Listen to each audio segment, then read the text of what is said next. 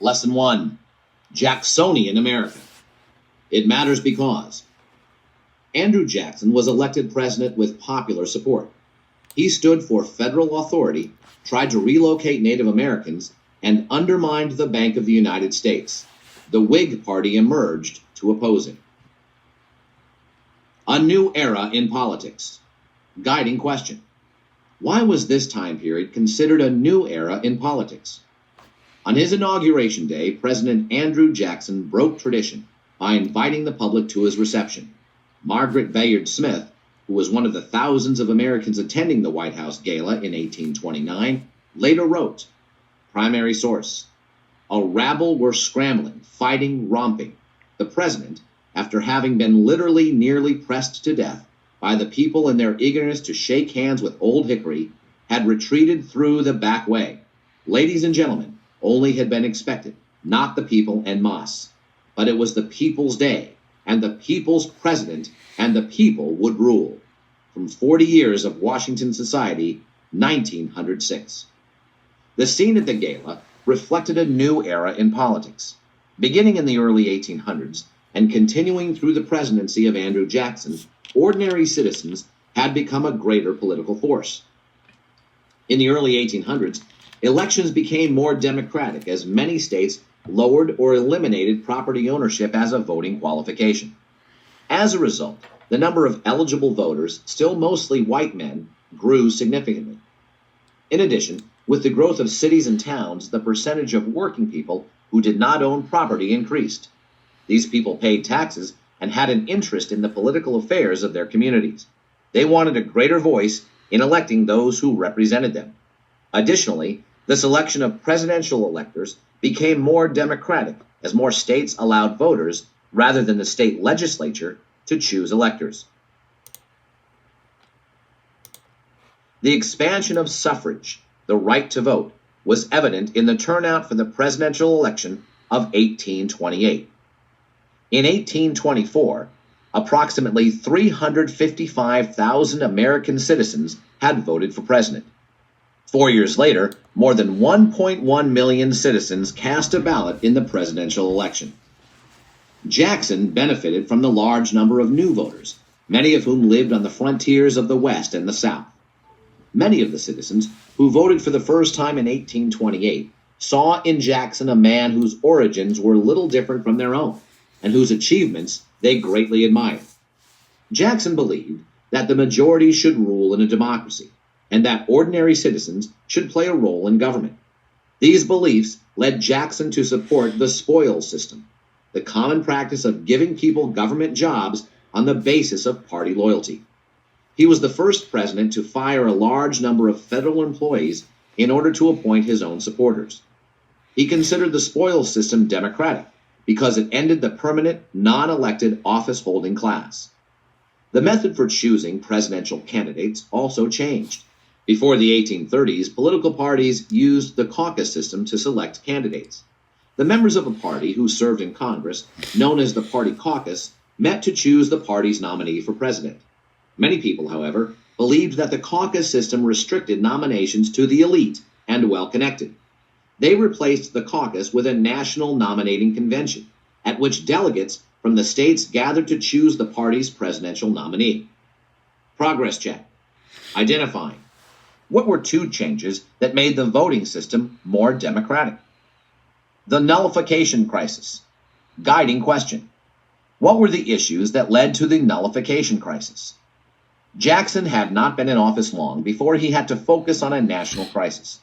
It centered on South Carolina, but it also highlighted the growing rift between the nation's northern and southern regions. The debate over nullification. In the early 1800s, South Carolina's economy began to decline. Many of the state's residents blamed this situation on the nation's tariffs. Because it had few industries, South Carolina imported manufactured goods from England. Tariffs made these imports extremely expensive. After the passage of the so-called Tariff of Abominations in 1828, South Carolinians stopped short of threatening to secede or withdraw from the Union. The growing turmoil troubled John C. Calhoun. the nation's vice president and a South Carolinian. Calhoun put forth the idea of nullification, saying that states had the right to nullify or declare invalid a federal law. The issue boiled over in early 1830 when Senators Robert Hayne and Daniel Webster confronted each other in a debate on the floor of the Senate. Webster defended the Union, while Hayne championed states' rights. Webster stated that liberty depended on the strength of the Union.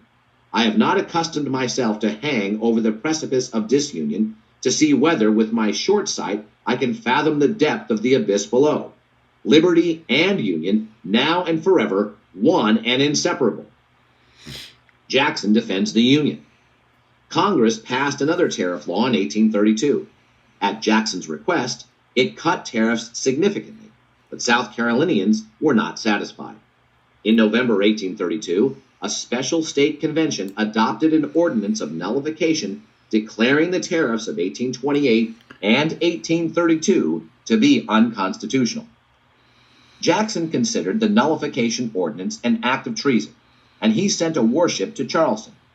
In 1833, Congress passed the Force Bill, authorizing the president to use the military to enforce acts of Congress.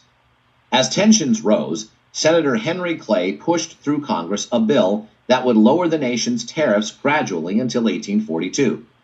In response, South Carolina repealed its nullification of the tariff law. Both sides claimed victory, and the issue was laid to rest, at least temporarily.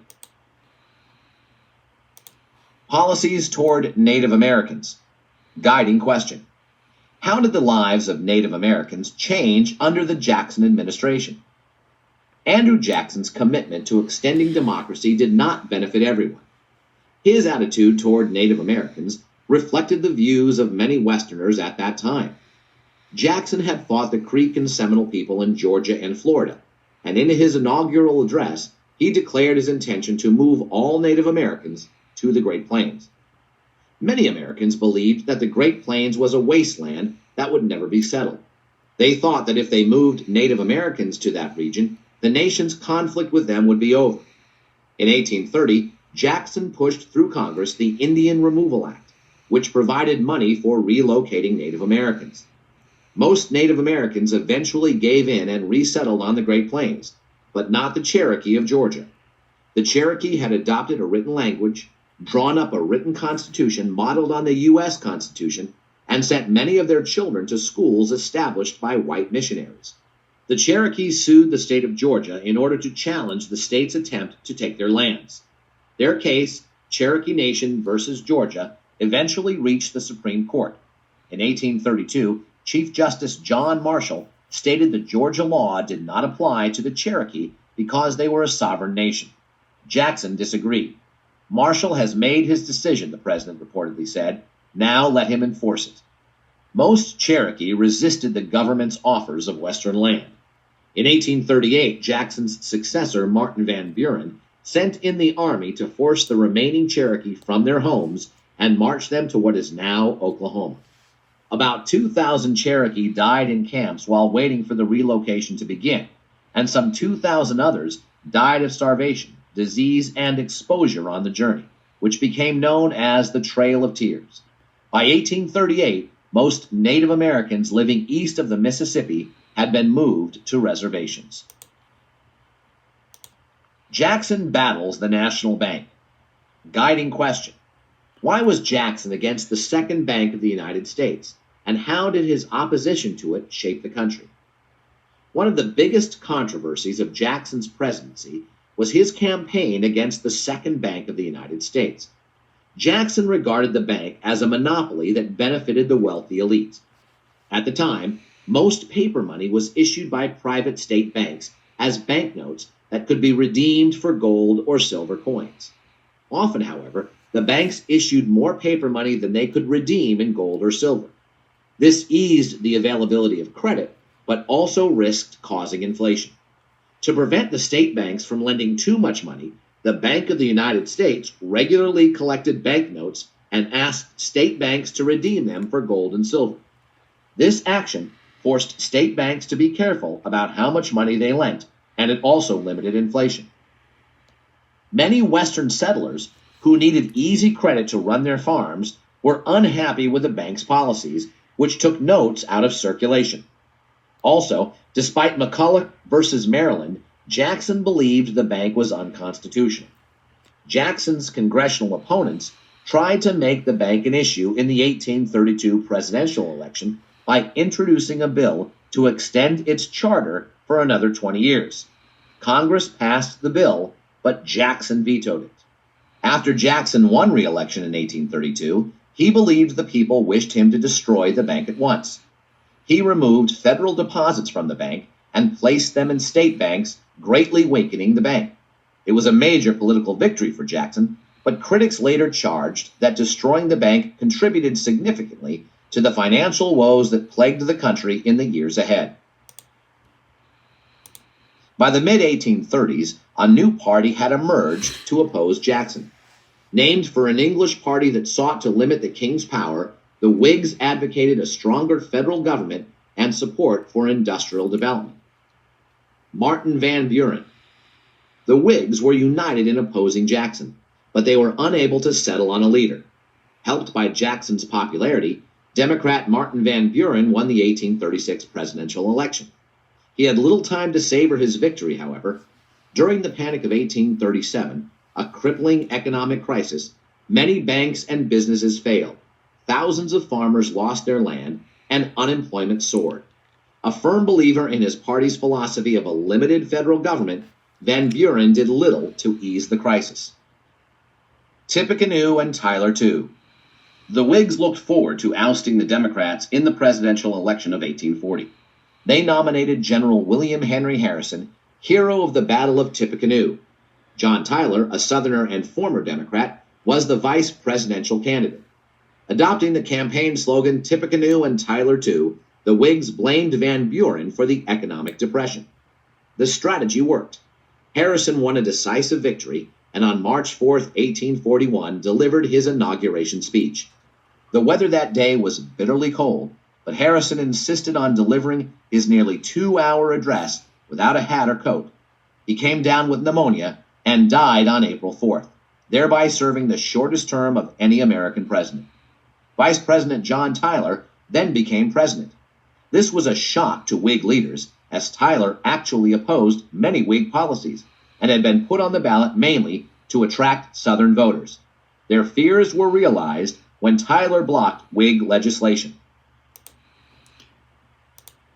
Foreign relations occupied the country's attention during much of Tyler's administration, especially relations with Britain.